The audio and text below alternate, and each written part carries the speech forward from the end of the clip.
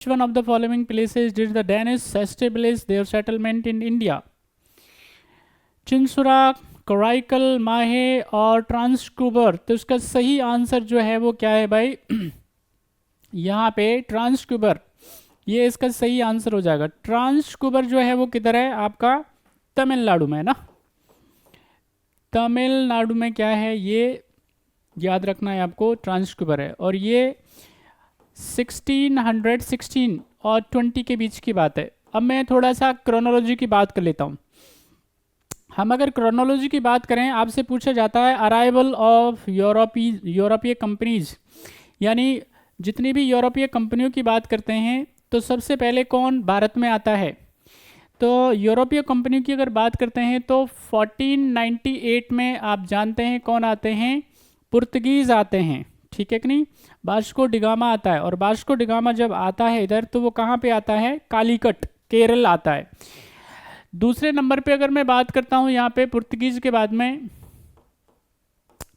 Portuguese पहले number पे आते हैं। पुर्तगीज के बाद में यहाँ पे अगर मैं बात करता हूँ तो डच, ठीक है कि नहीं, ये आते हैं।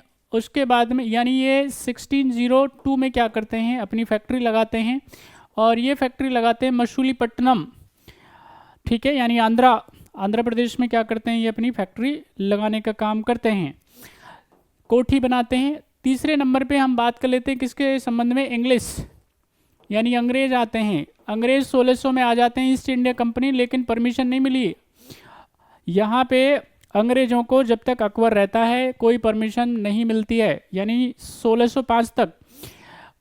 1605 में क्या होती है? मुगल बादशाह अकबर की एक्सपायरी होती है, उनका देहांत होता है। तब तक क्या है, यहाँ पे वो परमिशन अंग्रेजों को नहीं देते हैं। जहांगीर परमिशन देता है, तो जहांगीर के परमिशन के बाद में 1600 याद रखना है आपको 8 में क्या होता है? सूरत, गुजरात में वो अपनी पहली फैक्ट्री लगाते हैं। फिर उसके बाद में चौथे नंबर पे हमने बताया डेनिश, डेन वाले आते हैं, और फिर आते हैं फ्रांसीसी, फ्रेंच। तो इस तरह से इसकी क्रोनोलॉजी है। और आपको फैक्ट्रियों के बारे में ज़रूर जानकारी रख लीजिएगा, रेगुलर बेसिस पे पूछे जाने वाला ये सवाल है, अक्सर एग्जामिनेशन में पूछा जाता है।